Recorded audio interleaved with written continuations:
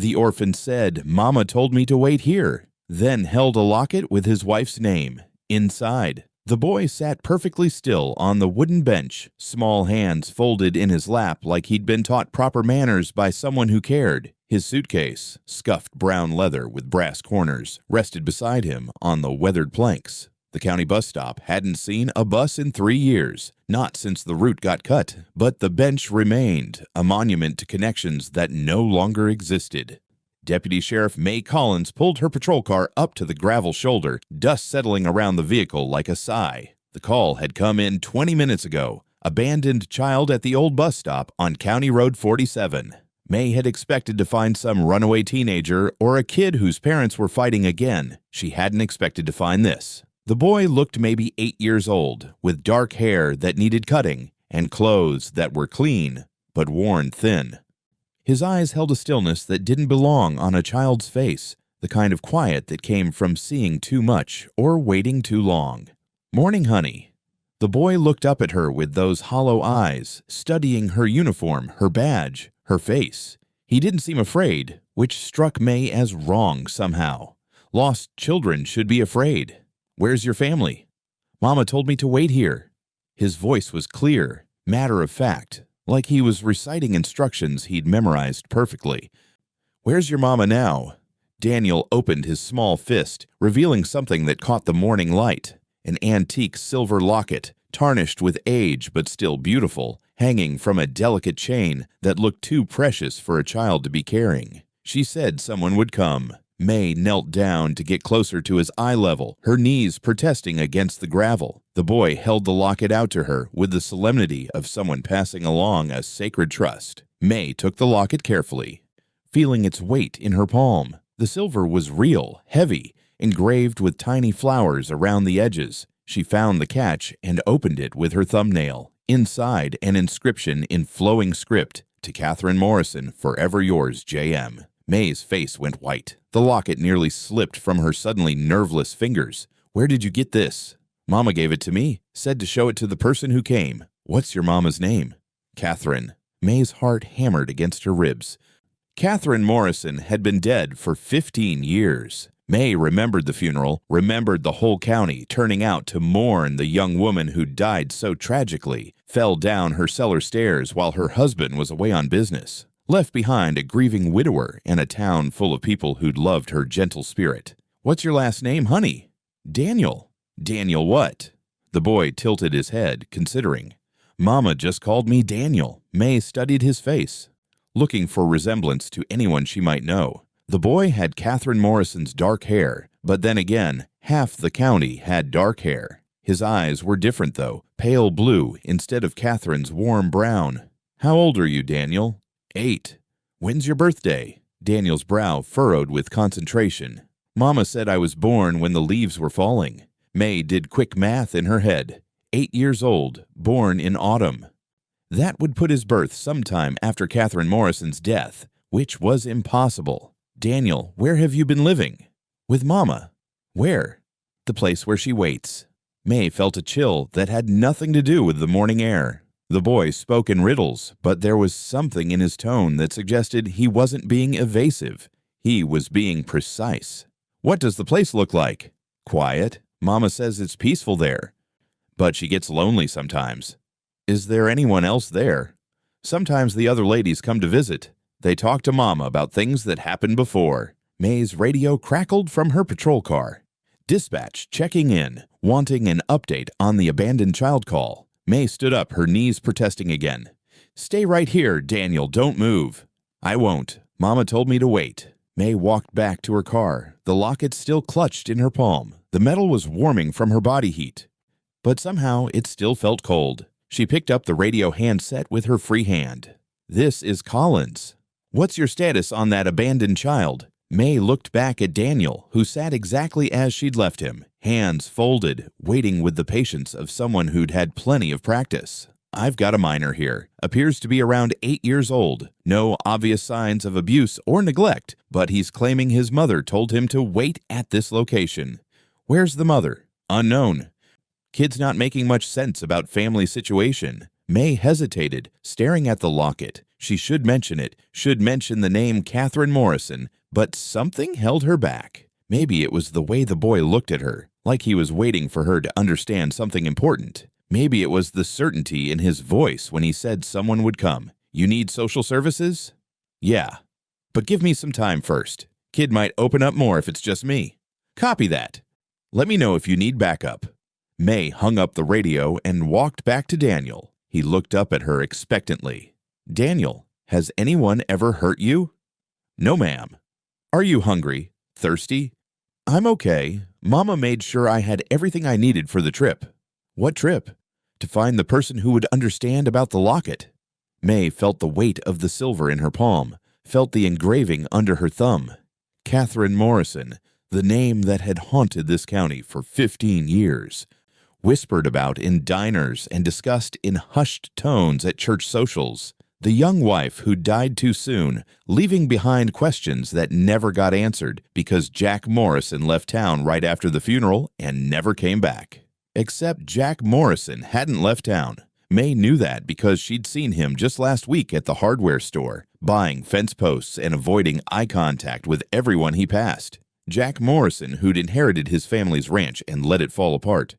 Who'd become a hermit in his own home, who'd never remarried or even dated after Catherine's death. J.M. Jack Morrison. Daniel, I need to take you somewhere safe while we figure out what's going on. Am I in trouble? No, honey, you're not in trouble. But someone might be, May thought as she helped Daniel into the back seat of her patrol car. Someone might be in a lot of trouble. May started the engine, her hands shaking slightly on the steering wheel. She looked at Daniel in her rearview mirror. He sat quietly, looking out of the window at the passing fields like he was seeing them for the first time. Where are we going? May made a decision that would change everything. Instead of driving toward town, toward social services and foster care and bureaucratic procedures, she turned west toward the Morrison Ranch. I'm taking you somewhere safe, she said, but her voice carried uncertainty she hoped the boy wouldn't notice. Daniel settled back in his seat, apparently satisfied with her answer. Mama said you'd know what to do. May gripped the steering wheel tighter and drove toward whatever truth was waiting at the end of that dusty ranch road, the silver locket burning like a coal in her shirt pocket. The Morrison Ranch house sat at the end of a dirt road that hadn't seen maintenance in years. Paint peeled from the wooden siding like old skin, and the porch sagged under the weight of neglect. May's patrol car kicked up dust clouds that settled over everything like a shroud. Jack Morrison emerged from the house as May cut the engine. He moved slowly, like a man who'd grown used to being alone, squinting against the morning sun. 15 years of solitude had carved lines deep into his face, and his clothes hung loose on a frame that had forgotten how to carry itself with purpose. May got out of the car and opened the back door for Daniel. The boy stepped onto the gravel with the same careful precision he'd shown at the bus stop, his small suitcase in one hand. The moment Jack's eyes found Daniel, his face went ashen. He stopped walking, stopped breathing, stopped everything except staring at the child who stood beside May's patrol car like an impossible ghost made flesh. Jack, this boy was found at the bus stop. Says his mother told him to wait there. May reached into her shirt pocket and pulled out the silver locket. Holding it up so it caught the light, the metal gleamed against her palm like a small sun. He had this. Jack staggered backward, his hand groping for the porch railing. Where did you get that? Catherine Morrison. Your wife? My wife's been dead 15 years. Then how does this child have her locket? Jack's mouth opened and closed without sound. His eyes darted between May and Daniel, searching for some explanation that would make sense of what he was seeing. I don't know what kind of sick joke this is, but you need to leave. Take the boy and go. Daniel stepped forward, his small voice carrying clearly across the yard. You look older, Jack. Sadder. Jack's face went white. What did you say? Mama said you'd look different. She was right. Who told you to say that? Mama did. She remembers you used to smile more. May watched Jack's reaction, saw the way his hands started shaking. Jack, how would this boy know about Catherine's locket?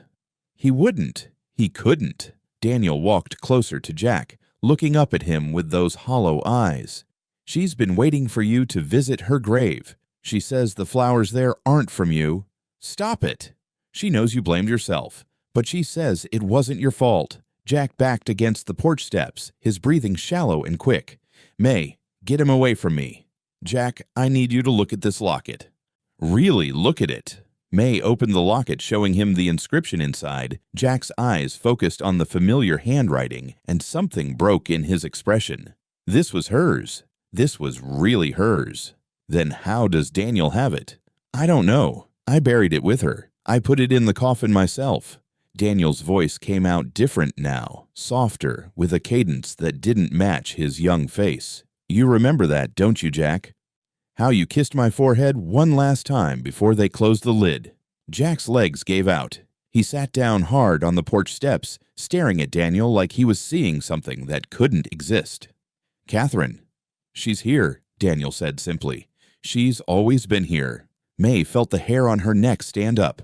The boy's voice had changed, become more mature, more familiar somehow, like an echo of something she'd heard before, but couldn't place. "Jack, tell me about the night Catherine died."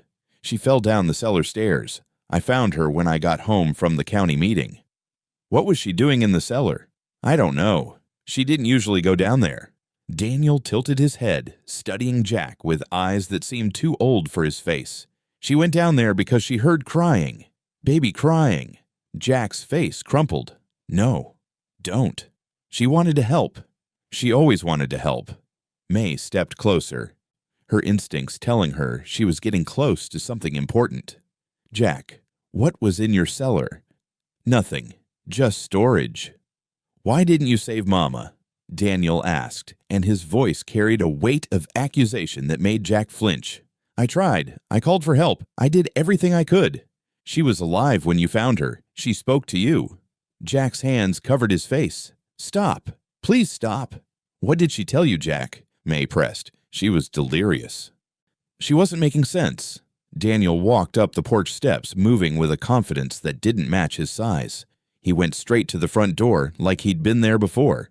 "Can we go inside? Mama wants to show you something." Jack looked at May with pleading eyes. "Don't let him in there, please." But May was already following Daniel, her hand resting on her service weapon, out of instinct more than fear. The boy pushed open the front door and walked into the Morrison house like he owned it. The interior was what May expected from a man who'd been living alone for 15 years. Dust covered everything, dishes sat unwashed in the sink, and the air smelled of neglect and whiskey. But Daniel moved through it with purpose, heading straight for the mantelpiece above the fireplace. "Mama said you kept her picture there." The mantelpiece held a collection of family photos, all facing outward except for one frame that had been turned around. Daniel pointed to it with a small finger. "Behind the others. You hid it, but you couldn't throw it away." Jack followed them inside, his face gray with something between fear and recognition. His hands trembled as he reached for the hidden frame, turning it around to reveal the photograph inside. May's breath caught in her throat. The photograph showed Catherine Morrison, but not as May remembered her from the funeral photos. This Catherine was visibly pregnant, one hand resting on her swollen belly, smiling at the camera with joy that radiated from the image. "She was pregnant," May whispered. Jack nodded, tears streaming down his face. 6 months. We were going to announce it after she got through the first trimester safely. She'd miscarried before. Daniel studied the photograph with the intensity of someone seeing their own history for the first time. "Where's my sister?" "What?" "Mama was carrying my sister. Where is she?" Jack collapsed into the nearest chair, his whole body shaking. "There was no baby. Catherine died, and the baby died with her." "That's not what Mama says." May's mind raced, putting pieces together that painted a picture she didn't want to see. "Jack, where exactly did you find Catherine's body?" "At the bottom of the cellar stairs." "And the baby?" "Gone. Lost."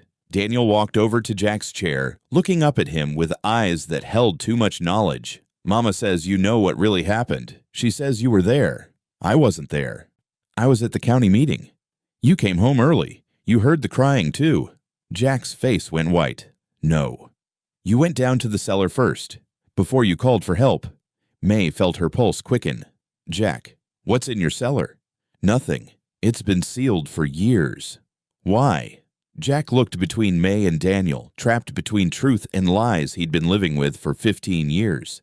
"Because some things should stay buried." Daniel's voice came out clear and certain, carrying the weight of long-held secrets. Mama wants you to tell the truth now. She says it's time. May pulled out her radio, her instincts screaming that she was standing in the middle of a crime scene that had been cold for 15 years. "This is Collins. I need backup at the Morrison Ranch, and get me the coroner." Jack looked up at her with hollow eyes. "You don't understand what you're doing." "I understand enough." May looked down at Daniel, who stood perfectly still, waiting. "I understand that Catherine Morrison didn't just fall down those stairs, and I understand that baby didn't just disappear." Daniel nodded once, like May had finally said something he'd been waiting to hear. "Mama says thank you. She says she knew you'd be the one to listen." Thunder rumbled in the distance, though the sky had been clear moments before. May looked out the window at clouds that seemed to have appeared from nowhere, dark and heavy, with the promise of rain. In the silence that followed, Daniel asked the question that would change everything. "Can we go see where Mama died? She wants to show you what really happened down there." May's backup arrived in a cloud of dust and flashing lights. Detective Ray Santos emerged from the first patrol car, his weathered face grim as he surveyed the Morrison Ranch. May had worked with Santos for 3 years, trusted his instincts and his silence when cases got complicated. "What do we have?" "May.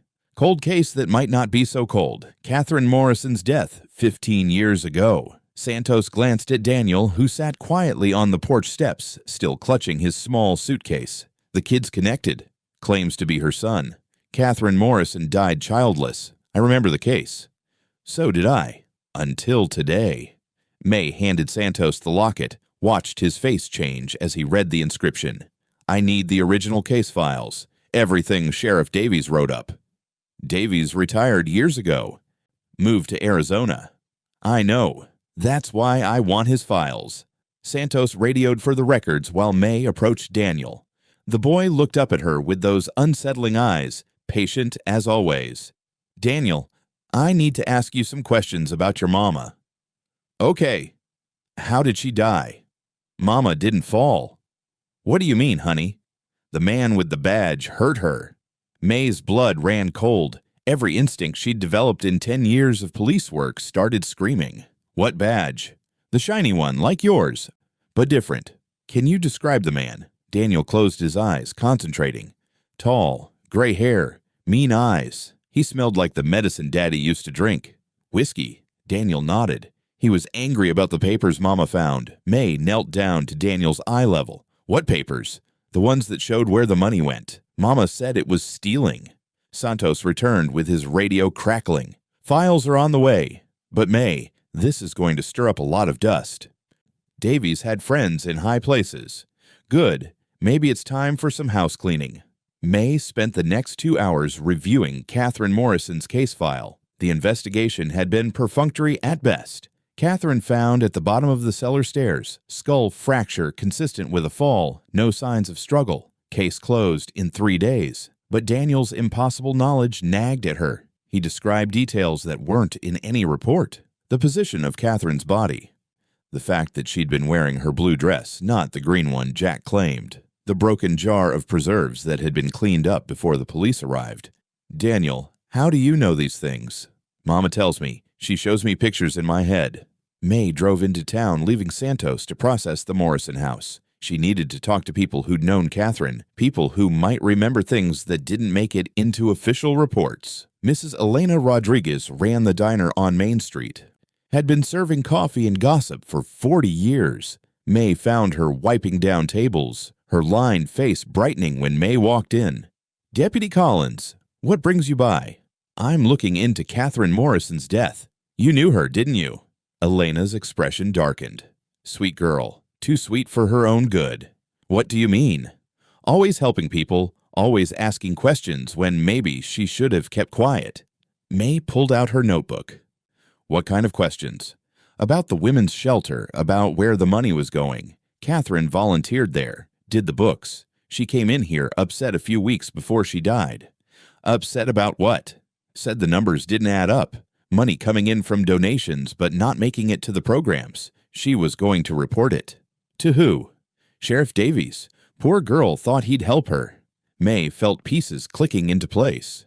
"Did she say anything else?" She was scared. Said someone had been following her, watching her house. May visited 3 more longtime residents. The story stayed consistent. Catherine Morrison had discovered financial irregularities at the women's shelter. She'd been asking questions. She'd been afraid. And then she'd fallen down her cellar stairs. When May returned to the ranch, she found Daniel sitting by Jack's truck, talking quietly to himself. As she approached, she realized he wasn't talking to himself at all. "Yes, Mama." "I'll tell her." Daniel looked up at May. "Mama wants to show you something." "What?" "Where she sleeps now." Daniel led May to the small cemetery behind the old church, walking with the confidence of someone who'd made this journey before. Catherine's grave sat under a twisted oak tree, the headstone simple gray marble with dates that spoke of a life cut short. Fresh wild flowers lay scattered across the grave, daisies and black-eyed Susans, picked recently, their stems still green and full of life. "Did you put these here, Daniel?" "No, but Mama likes them." May looked around the empty cemetery. "Jack, did you bring flowers?" Jack, who'd followed them reluctantly, shook his head. "I haven't been here since the funeral." "Then who?" Daniel knelt by the headstone, placing his small hand on the carved marble. "Mama says she's tired of sleeping alone. She says the other ladies visit sometimes." "What other ladies?" "The ones who asked too many questions." May felt a chill that had nothing to do with the evening air. "Daniel, what happened to the other ladies?" "They went away. Mama says they didn't want to go, but the man with the badge made them." May's radio crackled, Santos calling with information that would change everything. "May, you need to get back here." "I found something in the Morrison cellar." "What?" "A room that's been walled up. Recent construction, maybe 15 years old." May looked at Daniel, who nodded like he'd been expecting this news. "Also found something else, hidden behind a loose board in the bedroom. A diary." May's pulse quickened. "Catherine's? Has to be. And May, you're going to want to read this tonight." Back at May's small house on the edge of town, Daniel sat quietly on her couch while she made him a sandwich. The boy ate with careful precision, thanking her politely, then curled up under a spare blanket and fell asleep with the immediate trust of a child who'd been taught that some adults could be counted on. May settled into her kitchen chair with Catherine Morrison's diary, a leather-bound book with pages that still smelled faintly of lavender perfume. The entry started 3 months before Catherine's death. March 15th. Found discrepancies in the shelter accounts today. Nearly $30,000 missing over the past 2 years. I've checked my math 3 times. The money is definitely gone. March 22nd. Confronted Mrs. Patterson about the missing funds. She got defensive, said I was making accusations I couldn't prove, but I have the receipts. I know what the donations were supposed to cover. April 3rd. Someone's been watching the house. Black sedan parked across the road yesterday evening. When I went to look, it drove away. Jack thinks I'm being paranoid. April 10th. Sheriff Davies came by today, said he'd heard I was causing trouble at the shelter, asking questions that weren't my business. Told me some things were better left alone. The way he looked at me made my skin crawl. May's hands tightened on the diary as she read Catherine's growing fear, her determination to expose the corruption despite increasing threats. April 20th. I've decided to go to the state attorney's office. Davies can't be trusted. The missing money isn't just theft. It's stealing from women who have nothing left. I won't let that stand. The final entry was dated the day Catherine died, April 25th. Davies called this morning, said he wanted to meet, to discuss my concerns, offered to come here while Jack's at the county meeting. I know I shouldn't trust him, but maybe if I can make him understand what this money means to those women. I'm hiding this diary before he arrives. If something happens to me, I want there to be a record of the truth. May closed the diary, her hands shaking. Catherine Morrison hadn't fallen down those stairs. She'd been murdered by Sheriff Davies to keep her quiet about his embezzlement scheme. Outside, thunder rumbled across the dark sky. May looked at Daniel sleeping peacefully on her couch, this impossible child who carried his mother's memories and demanded justice for her death. Tomorrow she would have to confront Davies. Tomorrow she would have to dig up whatever was hidden behind that cellar wall. Tomorrow she would have to face the truth about how deep the corruption ran in her county. But tonight, she sat in her kitchen reading a dead woman's words, and for the first time in 15 years, Catherine Morrison wasn't alone in knowing the truth about her murder. May closed Catherine's diary, her face grim with understanding. The pieces had fallen into place with the cold precision of a puzzle that had been waiting 15 years to be solved. Sheriff Davies had murdered Catherine Morrison to cover up his embezzlement scheme, and the entire county power structure had helped him bury the truth. Daniel stirred on the couch, his small voice cutting through the silence like a blade. "Mama says it's time." May looked at the boy, who sat up slowly, his hollow eyes focused on something she couldn't see. "Time for what? Honey? Time to make him pay." May felt a chill run down her spine. The boy's voice carried a weight that didn't belong on a child's lips, an authority that spoke of decisions made long ago in darker places. "Daniel, I need you to stay here while I go talk to some people." "No." Daniel stood up, his small frame somehow commanding despite its size. "Mama says I have to come. She says he needs to see what he did." May tried to argue, but Daniel was already walking toward the door with the same unsettling certainty he'd shown at the bus stop. She grabbed her service weapon, checked the clip, and followed him into the pre-dawn darkness. Davies lived in a sprawling ranch house on the good side of town, the kind of place that retirement from public service shouldn't have been able to afford. May parked in the circular drive, noting the expensive vehicles and manicured landscaping that spoke of money that hadn't come from a sheriff's salary. Daniel walked up to the front door and knocked with small, steady raps. May positioned herself behind him, her hand resting on her weapon. Davies opened the door in a bathrobe, his gray hair disheveled from sleep. The moment he saw Daniel, his face went white as bone. "What the hell is this?" "Sheriff Davies, I'm Deputy May Collins. I need to ask you some questions about Catherine Morrison." Davies' eyes darted between May and Daniel, calculation replacing shock. "Catherine Morrison's been dead 15 years. What's this got to do with anything?" May held up the diary. "This has everything to do with it. You can't prove anything with that. Catherine's diary proves everything. Catherine was unstable, paranoid. Everyone knew that. Catherine was murdered." Davies laughed, but the sound held no humor. "Murdered. She fell down the stairs. Tragic accident." Daniel stepped forward, his voice changing, becoming older, more feminine. "You pushed me, Tom. I remember your hands on my shoulders." Davies staggered backward. "What kind of sick game is this?" "You came to my house while Jack was away," Daniel continued in that other voice. "You said you wanted to discuss the missing money." "Stop it." "But you didn't want to discuss anything. You wanted to silence me." Davies fumbled for his phone, dialing with shaking fingers. "Caldwell, it's Davies. We have a problem. That Morrison situation from 15 years ago is coming back up." May heard the voice on the other end, tinny but urgent. "I thought we handled that." "We did, but now there's a kid asking questions, and one of the deputies is stirring up trouble." "Take care of it, Tom, whatever it takes." Davies hung up, his face hardening with resolve. "Deputy Collins, you're making a big mistake. This county runs on certain understandings, certain agreements. About stealing money from battered women, about keeping the peace, about not digging up things that are better left buried." Daniel moved closer to Davies, his small presence somehow menacing. "Tell her about the others, Tom. Tell her about the women who asked too many questions." "I don't know what you're talking about."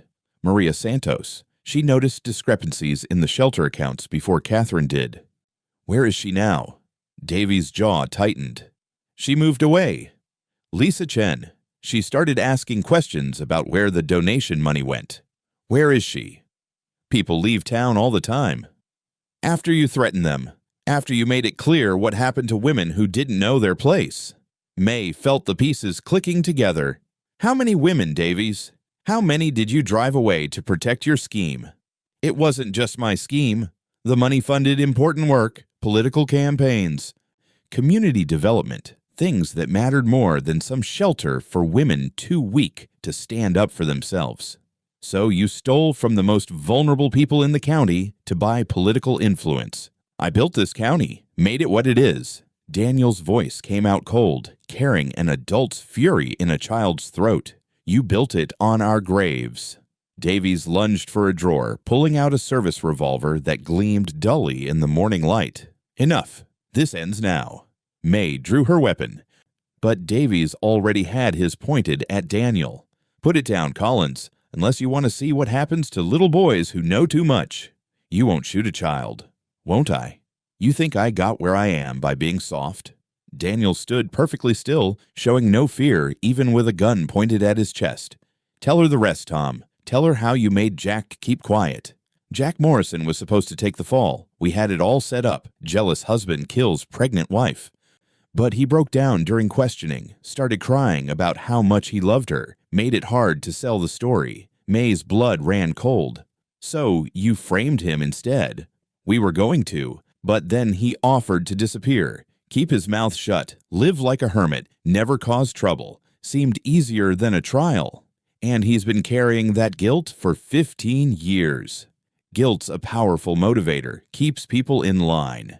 Daniel's voice changed again, becoming even younger, more vulnerable. "Tell her about the night I was conceived, Tom." Davy's gun hand started shaking. "Shut up. Tell her how you forced yourself on Catherine 6 months before you killed her." "That's not true."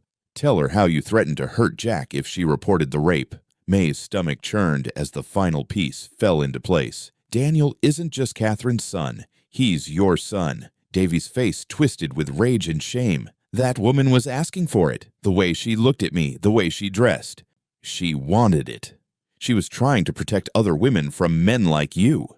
She was trying to destroy everything I built." Daniel stepped closer to Davies, his small frame somehow menacing despite the gun pointed at him. "And now I'm going to finish what Mama started." Davies' finger tightened on the trigger.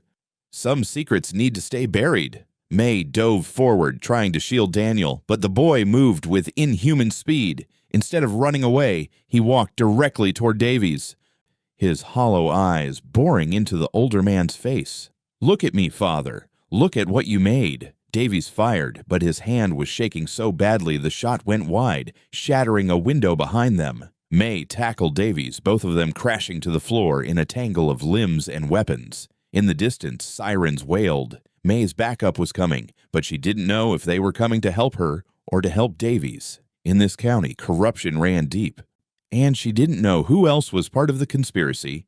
Davies fought like a man with nothing left to lose, his fists connecting with May's ribs and jaw. She managed to pin his gun hand, but he was stronger, more desperate. Daniel watched the struggle with those unsettling eyes, then spoke in his mother's voice one final time. "Tom Davies, you are going to pay for what you did to me, what you did to all of us."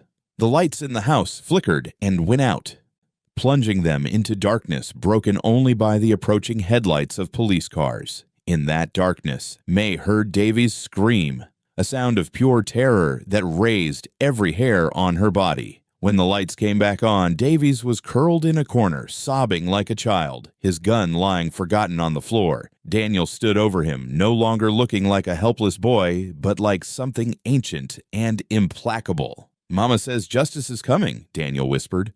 "And there's nowhere left to hide." Through the broken window, May could see police cars surrounding the house. She just hoped some of them were on the right side of this fight. Davies held his service revolver steady, pointing it directly at Daniel's small chest. May crouched behind her patrol car, her own weapon drawn, trying to get a clear shot without endangering the boy. The morning air crackled with tension, thick as smoke before a wildfire. Daniel didn't cower. Instead, he walked toward Davies with the kind of calm that belonged on a battlefield, not in the hands of an 8-year-old child. "You killed my mama. Stay back, boy. You hurt her before you killed her." "Shut up." Davies' gun hand trembled, sweat beading on his forehead despite the cool morning air. May could see the panic in his eyes, the desperation of a man whose carefully constructed world was crumbling around him. "Daniel, get behind the car," May called out. The boy ignored her, continuing his steady approach toward Davies. "Tell her about the cellar, Tom. Tell her what you did to Mama down there." "I don't know what you're talking about." "You do. You remember. She fought back, didn't she? That's why you had to push her down the stairs." Davies fired a warning shot into the air. The crack echoed across the neighborhood, sending birds exploding from nearby trees. "One more step, and the next one goes in your chest." May adjusted her aim, but Daniel was too close to Davies now. Any shot she took risked hitting the boy. "May, what's your situation?" Santos's voice crackled through her radio. "Armed standoff, need backup at the Davies residence." On our way. But May knew backup might not be on her side. In this county, corruption ran deep, and she didn't know which officers could be trusted. Vehicle doors slammed in the distance. Mayor Caldwell's black sedan pulled up, followed by 2 patrol cars May didn't recognize. Her heart sank as she watched Caldwell emerge with Deputies Morrison and Blake, men she knew had been Davy's cronies for years. "May Collins, put down your weapon," Caldwell called out. "This man is a murderer. This man is a respected member of our community who's been threatened by a disturbed child and an officer who's lost perspective." Morrison and Blake flanked May's position, their weapons drawn. She was outnumbered 3-1 with Daniel caught in the crossfire. "Tell them about Catherine's diary," May shouted to Caldwell. "What diary?" "The one where she documented Davies embezzling from the women's shelter." Caldwell's face remained impassive. Catherine Morrison was mentally unstable. Everyone knew that. Daniel turned toward Caldwell, his hollow eyes boring into the older man's face. "You knew what Tom was doing. You took money too. I don't have to listen to this nonsense." The lights in Davy's house began flickering, visible through the windows. The temperature dropped suddenly, May's breath becoming visible in the air. "What the hell?" Blake muttered, looking around nervously. Daniel's voice changed, becoming older, more feminine. "Tell them about the other women, Mayor. Tell them about Maria Santos and Lisa Chen and all the others you drove away." Caldwell's composure cracked slightly. "This is some kind of trick, voice throwing or something. Maria Santos asked questions about missing money. You had Tom threaten her until she left town." "That's not true. Lisa Chen started looking into the shelter's finances. She had an accident, didn't she? Brake failure on a mountain road." May felt ice in her veins. "How many women died to protect your secret?" "No one died. Catherine fell down the stairs. Everything else is coincidence." Another vehicle approached, the sound of tires on gravel cutting through the morning tension. May's heart leaped when she saw Jack Morrison's pickup truck, but then sank when she realized he might be there to support Davies. Jack got out slowly, his face gray, with something that might have been resolve or terror. He looked at Daniel, then at Davies, then at the gun still pointed at the boy's chest. "Put it down, Tom." "Jack, thank God. Talk sense into these people." "I said put it down." Davies' face showed confusion. "Jack, you know what happens if this gets out. What it means for both of us." Jack stepped closer, his hands empty but his posture straight for the first time in 15 years. "I know what it means. It means the truth finally comes out. We had a deal. We had a lie. And I've been living with it for 15 years. May watched Jack's transformation, saw the broken man she'd known becoming someone stronger, someone willing to fight. "I let them destroy her memory," Jack said, his voice carrying across the standoff. Daniel turned toward him, speaking in Catherine's voice. "You let them destroy me, too." Jack's eyes filled with tears. "I'm sorry, Catherine. I'm so sorry. You were afraid. I understand fear. I should have fought for you, should have made them pay. You can fight now. For him. For all of us." May heard more vehicles approaching. Her radio crackled with Santos' voice. "May, we've got company coming. Rosa Martinez and about a dozen women from town." May's pulse quickened. Rosa ran the women's shelter, knew better than anyone what Davy's embezzlement had cost the community. The women arrived in a convoy of pickup trucks and sedans, Rosa leading the way. May recognized faces from around town, women who'd been quietly supportive when she'd started asking questions about Catherine's death. Rosa approached the standoff with no fear, her weathered face set with determination. "Tom Davies, you son of a bitch. It's time to answer for what you've done." "Rosa, stay back. This doesn't concern you." "Doesn't concern me? You stole money meant to help women escape abusive situations. You drove away anyone who asked questions. You murdered Catherine Morrison when she got too close to the truth." More women joined Rosa, forming a line between the corrupt officials and May's position. May realized she wasn't alone anymore, wasn't fighting this battle by herself. "You can't prove any of that," Davies snarled. Daniel walked to Rosa's side, his small hand finding hers. "Mama has proof. She hid it where Tom would never think to look." "Where?" "In the mine. The old shaft behind the Morrison property. She put it there the night before she died in case something happened to her." Davy's face went white. "That's impossible." "Is it? Or did you just never think to look in the place where you hid the other bodies?" May heard Caldwell curse under his breath. Morrison and Blake were looking nervous, realizing they were outnumbered by angry women and surrounded by evidence of crimes they'd helped cover up. "Tom, we need to go," Caldwell urged. "This is getting out of hand." Davies backed toward his house, guns still trained on Daniel. "This isn't over. You think you can destroy everything we've built? Everything we've accomplished?" "We're not destroying anything," Rosa said firmly. "We're cleaning house." Davies reached his front door, then turned and ran into the house. May heard glass breaking, saw him emerge from a back window. "He's running for the mine shafts," Jack called out. May sprinted after Davies, leaving her patrol car behind. She could hear him crashing through the underbrush ahead, heading for the old mining area that had been abandoned for decades. "This isn't over," Davies shouted as he disappeared into the tree line. "You have no idea how deep this goes." May reached the edge of the woods, her radio crackling with Santos coordinating the pursuit. Behind her, she could hear Rosa organizing the women, Jack comforting Daniel. "Mama wants to finish this herself." Daniel's voice carried on the morning air. May looked into the dark spaces between the trees, knowing Davies was somewhere in there, desperate and dangerous. The old mine shafts were a maze of tunnels and abandoned equipment, perfect for someone trying to disappear. But May also knew that some secrets couldn't stay buried forever. Catherine Morrison had been waiting 15 years for justice, and her son wasn't going to let her wait any longer. May checked her weapon, took a deep breath, and plunged into the woods after the man who'd built his power on women's graves. Behind her, Daniel's voice echoed through the trees, speaking in his mother's voice one more time. "Tom Davies, you can run, but you can't hide from what you've done. The dead don't forget, and they don't forgive." The hunt was on, and May intended to finish what Catherine Morrison had started all those years ago.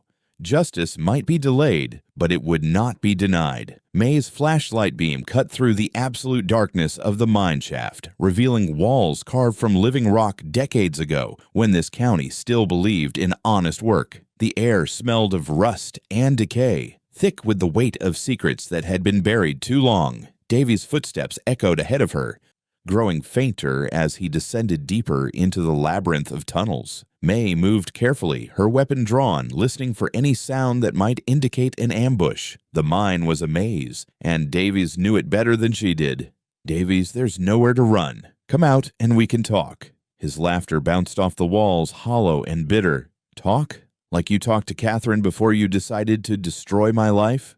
I'm trying to get justice for Catherine. Catherine got what she deserved, just like all the others." May's blood ran cold at his casual admission. All the others. How many women had died to protect Davies' secrets? A small sound behind her made May spin around, flashlight raised. Daniel emerged from the darkness, moving with the same eerie calm he'd shown all day. "Daniel, what are you doing here? I told you to stay with Jack. Mama showed me the way." "Daniel, it's not safe down here." The boy walked past her, deeper into the tunnel system, moving with a confidence that defied explanation. "The other ladies are here too." May followed Daniel, her flashlight revealing disturbing details as they progressed. Scratches on the walls that looked like fingernails. Dark stains on the rock that could have been blood. Pieces of fabric caught on sharp edges. "Davies used this place," May realized aloud. Daniel nodded, leading her through a junction she would have missed. He brought them here when they wouldn't stop asking questions. They entered a wider chamber, and May's flashlight revealed a scene that made her stomach turn. Makeshift shackles bolted to the wall, a table covered with rope and tools. In the corner, a pile of women's belongings, purses, jewelry, shoes. My God. Daniel walked to the pile of belongings, his small hands sorting through items with the solemnity of someone visiting graves. Maria Santos, Lisa Chen, Jennifer Walsh. They're all here. May's radio crackled with static, the signal weak this deep underground. Santos's voice came through broken and distorted. "May, what's your location?" "In the mines. Davies has been using this place as a killing ground." "Can't copy. Too much interference." May was on her own, hundreds of feet underground with the child who seemed to be channeling the dead. She swept her flashlight across the chamber, documenting the evidence with her eyes. "Daniel, we need to get out of here and bring the forensics team." "Not yet. Mama wants to show you where she hid the proof." Daniel led her to another tunnel, this one narrower, more recently used. May could see fresh footprints in the dust, Davy's boot prints leading deeper into the darkness. They found Davies in a circular chamber at the heart of the mine complex. He sat on a wooden crate, his service revolver pressed against his temple, tears streaming down his face. I built this county. I made it what it is. You built it on women's graves. They were going to destroy everything, the economy, the jobs, the way of life we'd worked so hard to create. You destroyed lives. Davies looked up at May with eyes that had gone hollow, reflecting her flashlight beam like a wild animal's. Do you have any idea what it takes to keep a community together, the sacrifices that have to be made? Sacrifices? You mean murders? I mean necessary actions. Catherine Morrison was going to expose funding sources that kept this county running. The shelter money was just the beginning. There were development deals, construction contracts, political contributions. May felt sick. How deep does this go? State level, maybe federal. You think a two-bit sheriff could pull this off alone? Daniel stepped into the chamber, and David's gun hand began shaking violently. Get him away from me. Why? Afraid of your own son? Davy's face crumpled. He's not my son. He can't be my son. Daniel walked closer, his hollow eyes fixed on Davy's face. Tell her about the night you conceived me, Tom. Stop it. Tell her how you forced yourself on Mama. She wanted it. She was asking for it. May's finger tightened on her trigger. You raped Catherine Morrison. She was investigating me, getting too close. I thought if I could compromise her, make her ashamed, she'd back off. But she didn't. She got stronger, more determined. Said she was going to report everything, including the rape. Daniel placed his small hand against the mine wall, and May heard something that made her blood freeze. Voices. Women's voices whispering in the darkness. Tell them what you took from us. The voice was Catherine's, clear as if she were standing in the chamber with them.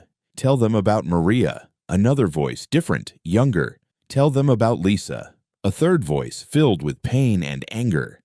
Davies pressed the gun harder against his temple. This isn't real. This isn't happening. You took their lives, Daniel said in Catherine's voice. You took their futures. You took their children's mothers. I had to. They wouldn't listen. They wouldn't stop. May stepped closer, her weapon trained on Davies. How many women did you kill? 7, maybe 8. I lose count sometimes. The voices in the walls grew louder, a chorus of the dead demanding justice. May could hear their stories now, their final moments, their desperate attempts to escape. Catherine fought the hardest, Davies continued, his voice breaking. Even pregnant, even hurt, she kept fighting. I had to push her down those stairs 3 times before she stopped moving. May felt rage building in her chest, white hot and pure.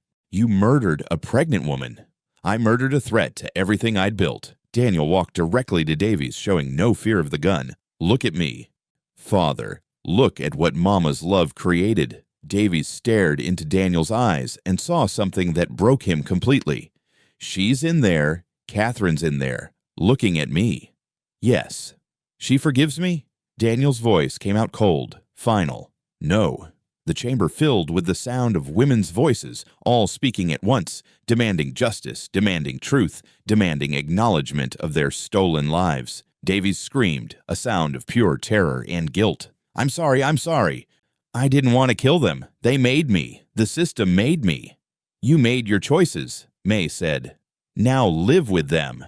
I can't. I can't live with what I've done. Davies turned the gun away from his temple, pointing it at Daniel instead. But I can make sure there are no witnesses left. May fired without hesitation. Her bullet caught Davies in the shoulder, spinning him around, but he didn't drop the gun. He raised it again, aiming at Daniel. The mine began to shake. Dust fell from the ceiling, and May heard the ominous groan of unstable supports giving way under decades of neglect. The mine's collapsing. Davies looked around wildly as rocks began falling. No, not yet. I haven't finished. He put the gun back to his head, his finger tightening on the trigger. If I can't have control, nobody can. Davies, don't. The gunshot echoed through the chamber like thunder. Davies crumpled to the ground as the mine shook violently. Support beams snapping like matchsticks. May grabbed Daniel, lifting him in her arms as chunks of ceiling crashed around them. Which way out? Daniel pointed toward a tunnel May hadn't noticed. Mama says this way. They ran through collapsing passages, May's flashlight beam dancing wildly as she navigated falling rocks and debris. Behind them, the chamber where Davies had died was sealing itself, bearing his body and his crimes in tons of rock and earth. Light appeared ahead. Blessed daylight filtering through the mine entrance. May burst out of the tunnel with Daniel in her arms just as the entire shaft system collapsed behind them, sending up a cloud of dust that blocked out the sun. They stood in the morning light, breathing hard, covered in dirt and rock dust but alive. In the distance, May could hear sirens, voices calling her name. Daniel looked back at the collapsed mine entrance. "Mama says thank you." "She says the other ladies can rest now." May set Daniel down, kneeling to check him for injuries. "Are you hurt?" "No, but I think I'm ready to stop being 8 years old now." May looked into his eyes and saw something different there. Not the hollow stare of a traumatized child, but the peaceful gaze of someone whose purpose had been fulfilled. "What happens now, Daniel?" "Now Mama can sleep, and I can be just a boy." The sound of approaching vehicles grew louder.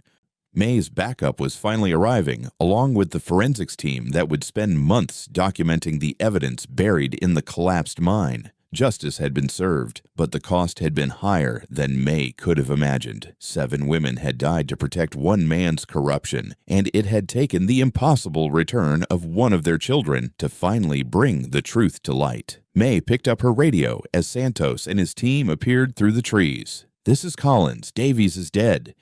We're going to need a lot of body bags." May and Daniel emerged from the collapsing mine into dawnlight, covered in dust and debris, but alive. The morning sun felt like a benediction after the darkness below, warming their faces as they stumbled away from the cloud of rock dust that marked Davies' tomb. Santos reached them first, his face etched with relief and concern. "May, are you hurt?" "We're okay, but we're going to need a lot of help down there." "Davies, dead, along with evidence of at least 7 murders." Santos looked at Daniel, who stood quietly beside May, no longer the hollow-eyed child from the bus stop, but somehow more solid, more present. "What about the boy?" "Daniel's going to be fine. Aren't you, honey?" Daniel nodded, looking back once at the collapsed mine entrance. "Mama says the bad man can't hurt anyone anymore." Within hours, the Morrison Ranch was swarming with state investigators. May watched them process the scene with professional efficiency, photographing everything, bagging evidence, treating Catherine Morrison's 15-year-old murder as the crime it had always been. Detective Captain Williams, a stern woman with graying hair and sharp eyes, interviewed May for 2 hours.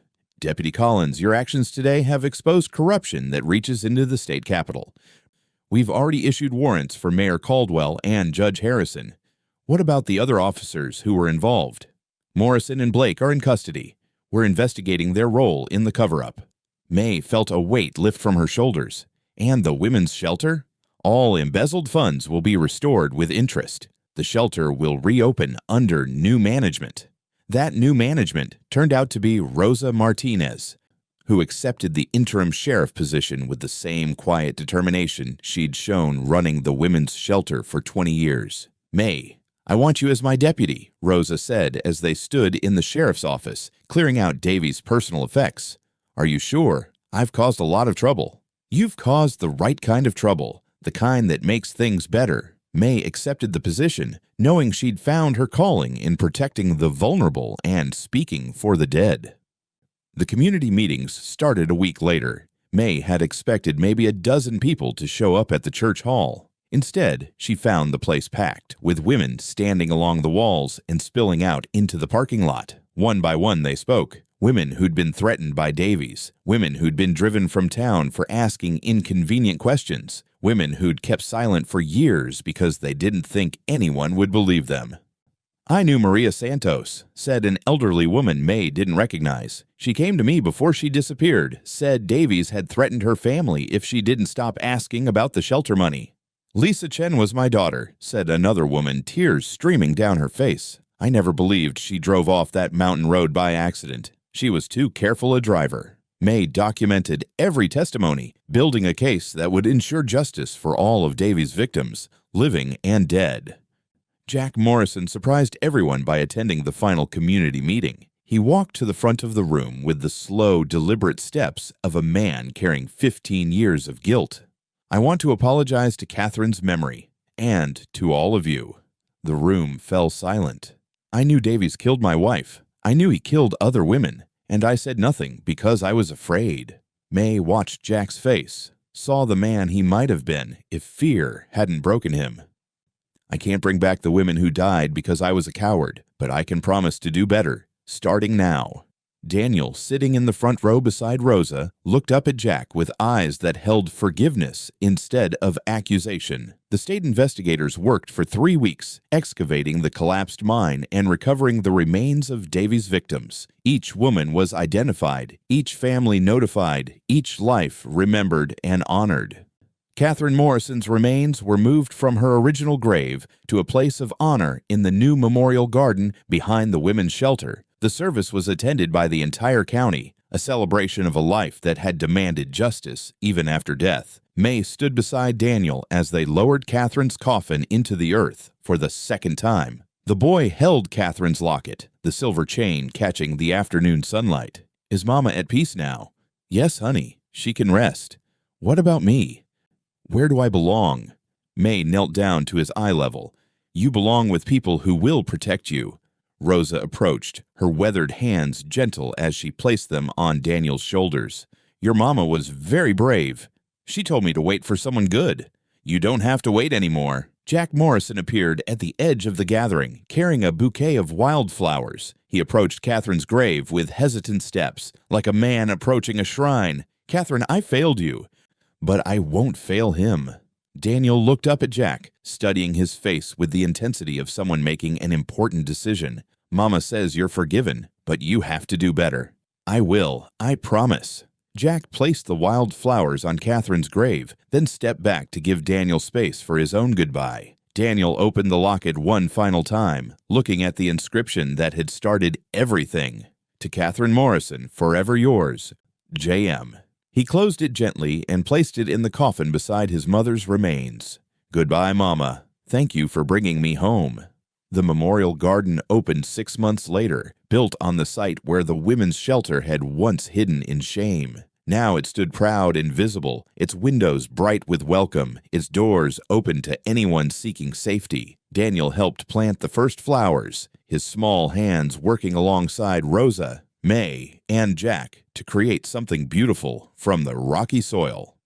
The garden bloomed despite the harsh conditions, roses and daisies and sunflowers reaching toward the light. May stood at her new post as county sheriff, her badge catching the sunlight as she watched Daniel run between the flower beds. He was 8 years old now, in truth as well as appearance, laughing with the other children who played in the garden while their mothers attended support groups inside the shelter. Sheriff Collins, Daniel called out, using her official title with the formality of someone who understood the importance of proper respect. Yes, Daniel. He ran to her, no longer the patient child waiting at a bus stop, but an active boy with dirt under his fingernails and grass stains on his knees. Rosa says I can help her plant tomatoes next week. That sounds wonderful.